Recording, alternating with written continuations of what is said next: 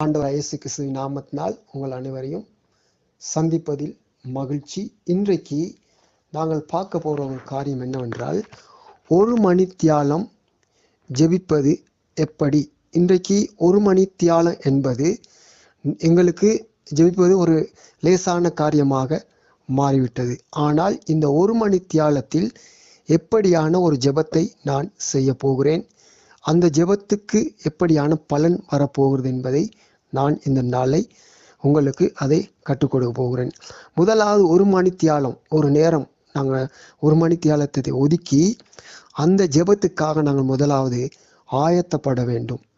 ஆயத்தம் படாமல் எந்த ஒரு காரியத்தையும் நாங்கள் செய்வது அது ஒரு பிரயோஜனம் இல்லாத காரியமாக போய்விடும். எனவே ஒரு மணித்தியாலம் என்பது எந்த மணித்தியாலத்தில் நான் ஜெபிக்க போகிறேன், எப்படி அதுக்காக ஆயத்தப்பட போகிறேன் என்று எங்களை முதலாவது நாங்கள் ஆயத்தப்படுத்தி கொள்ள வேண்டும். இந்த ஒரு மணித்தியாலம் ஜெபம் என்பது பலவிதமான முறைகளில் நீங்கள் செய்யலாம். ஆனால் இன்று நான் உங்களுக்கு ஒரு விதத்தை கற்றுக் கொடுக்கிறேன். முதலாவது, ஒரு மணித்தியாலத்தில் தொடக்கத்தில் ஆண்டவராகிய இயேசு கிறிஸ்து எங்களுடைய வாழ்க்கையில செய்த நன்மைகளுக்காக நாங்கள் நன்றி சொல்ல வேண்டும். அவர் நன்றி சொல்லும் போது அவர் செய்த அநேக காரியங்கள் இருக்கிறது. எங்களுக்கு சொல்லி கொண்டு போனால் நேரமே போதாது. முதலாவது, ஆண்டவராக இயேசு கிறிஸ்து எங்களோட தனிப்பட்ட வாழ்க்கையில செய்து முடித்த எல்லா காரியத்துக்காகவும் நாங்கள் நன்றி செலுத்தி ஜெபிக்க போகிறோம். அவர் எங்களுக்கு கொடுத்த ஒவ்வொரு காரியங்கள், அது எப்படியாப்பட்ட காரியமாக இருந்தாலும் அந்த அனைத்து நன்மையை பெற்ற நாங்கள் முதலாவது நன்றி மூலியமாக ஒரு ஒரு ஒரு குறிப்பிட்ட நேரத்தை எடுத்து நாங்கள் ஜெபிக்க வேண்டும்.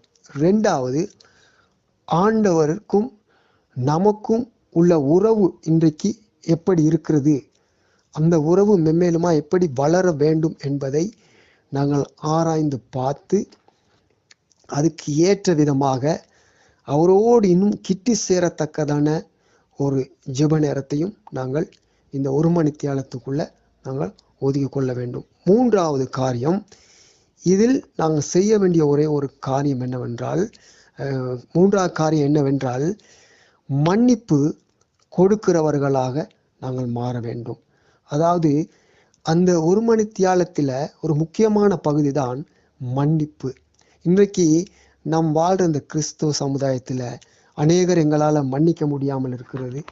அநேகர் எங்களை நாங்கள் அவர்களை மன்னித்தாலும் அவர்களை எங்களை மன்னிக்க முடியாத ஒரு சூழ்நிலை இருக்குது. முதலாவது, ஆண்டவருடைய கேட்போம், ஆண்டவரே, நான் செய்த தவறுகள், நான் செய்த தப்பிதங்களுக்கு என்னை மன்னியும்.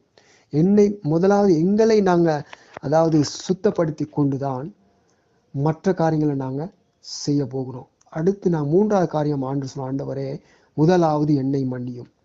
நான் என்னை மன்னிக்கிறது போல மற்றவர்களுக்கு மன்னிக்கக்கூடிய ஒரு மனசை எங்களுக்கு தாங்கன்னு சொல்லி நாங்கள் கேட்போம். நான்காவது விஷயம் என்னவென்றால், இந்த காரியத்தில் இந்த நேரம் ஜெபிக்க போகிறது முற்றுமா எனக்காக அல்ல, என்னுடைய தேவைக்காக அல்ல, என்னுடைய ஒரு பழக்கப்பட்ட ஒரு ஜெப நேரம் அல்ல, பிறருக்கான ஒரு நபருக்காக நாங்கள் ஜெபிக்க போகிறோம். அதாவது நாங்கள் கண் காண்கிற ஒரு சகோதரர் இருக்கலாம், எங்களுக்கு நல்லா நெருக்கப்பட்டவராக இருக்கலாம், இல்லாட்டி இந்த உலகத்தில் கிறிஸ்தவ வாழ்க்கையில் சரியான ஒரு இடத்துக்கு வர முடியாதபடி தடுமாறி கொண்டிருக்கிறவராக இருக்கலாம், இல்லாட்டி அவங்களோட வாழ்க்கையில் விசுவாசத்தில் குறையப்பட்டவர்களாக இருக்கலாம், இல்லாட்டி அவங்களோட வாயின் வார்த்தையில் எதிர்மறையான காரியங்களை எப்பயும் பேசி கொண்டிருக்கிற ஒரு நபராக இருக்கலாம், இல்லாட்டி எங்களை அடிக்கடி ஒரு துக்கப்படுத்துகிற ஒரு நபராக இருக்கலாம், இல்லாட்டி எங்களை அடிக்கடி காயப்படுத்தக்கூடிய ஒரு நபராக இருக்கலாம். அந்த நபரை முதலாவது நாங்கள் தெரிவு செய்ய வேண்டும். அந்த நபர் எப்படியாப்பட்ட ஒரு நிலைமையில் இருந்தாலும் அதில் எங்களுக்கு பிரயோஜனம் இல்லை. ஆனால் இப்போ நான் ஜெபிக்க போகிற ஜெபந்தான் அந்த நபரோட வாழ்க்கையில் ஒரு ஆசீர்வாதத்தையும் பலனையும் ஆண்டவர் கொடுக்க போகிறார். முதலாவது அந்த நபரை நாங்கள் என்ன செய்வோம், எங்களை அடிக்கடி காயப்படுத்துகிற ஒரு நபராக இருந்தால் அந்த நபரை முதலாவது நாங்கள் மன்னிப்போம். கடவுள் எங்களை மன்னிக்கிறது போல அவங்கள நாங்கள் மன்னிப்போம்.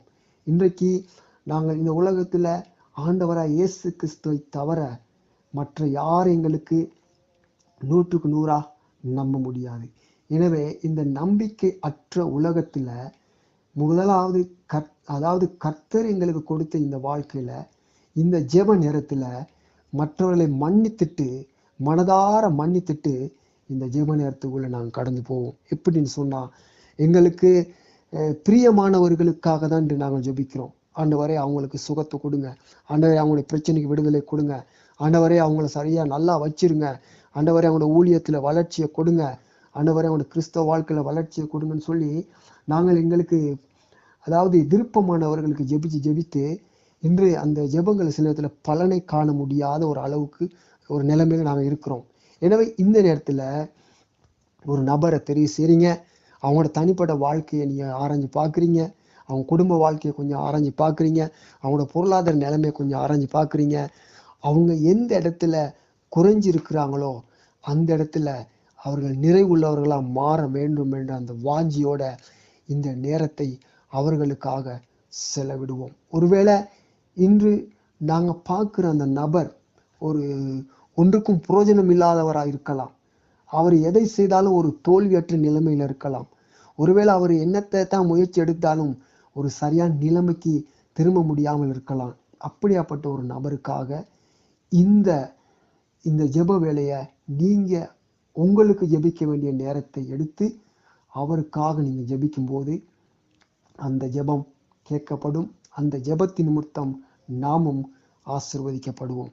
இயேசு கிறிஸ்து இந்த உலகத்துல வாழ்ந்த ஒவ்வொரு நொடி பொழுதிலும் தனக்காக வேண்டிக் கொள்ளாதபடி எங்களுக்காக அவர் வேண்டிக் கொண்டார். அது மாதிரி இந்த நேரத்துல அநேக நாட்களா எங்களுக்காக எங்களோட தனிப்பட்ட வாழ்க்கையில, குடும்பத்தின் வாழ்க்கையில, ஊழியத்தின் பாதையில, வியாபாரத்தின் பாதையில எங்களுக்காக நாங்க என்ன செஞ்சிருக்கோம், ஜெபிச்சு இன்று பலனை காண முடியாத ஒரு அளவுக்கு நாங்கள் வந்திருக்கிறோம். எனவே இந்த நாட்களை கொஞ்சம் எங்களை மறுபக்கம் திருப்பி பார்ப்போம். அதாவது இந்த ஒரு மணித்தியால ஜெப வேலையில உங்களுக்காக ஜெபிக்காதபடி யாராவது ஒரு நபருக்கு, இல்லாட்டி ஒரு குடும்பத்துக்கு, இல்லாட்டி உங்களுக்கு அடிக்கடி நிந்திக்கிறவர்கள், உங்களை காயப்படுத்துறவர்கள், நீங்க எதை செஞ்சாலும் அது அவங்களுக்கு ஒரு திருப்தியே காட்ட முடியாத அளவுக்கு இருந்தாலும் பரவாயில்ல, அவர்களை மன்னித்து அவர்களை செய்த காரியங்களை விட்டு நாங்கள் அவர்களை மனப்பூர்வம் மன்னித்து அவர்களுக்காக ஜெபிக்கும் போது அவருடைய வாழ்க்கையில ஒரு மாற்றம் கர்த்தர் கொடுப்பார். எனவே இந்த ஒரு மணி தியாலம் ஜெப வழிமுறைகள் பல முறையான ஜெபங்கள் இருக்கிறது. இன்றைக்கு நாங்கள் பார்த்த இந்த முறையானது உங்களுடைய தனிப்பட்ட வாழ்க்கையில, உங்களுடைய குடும்பத்தின் வாழ்க்கையில ஒவ்வொருத்தருக்கும் அது உதவி செய்யணும் என்று நான் விரும்புகிறேன். எனவே ஜெபம் என்பது ஜெயத்தை கொண்டு வரும்.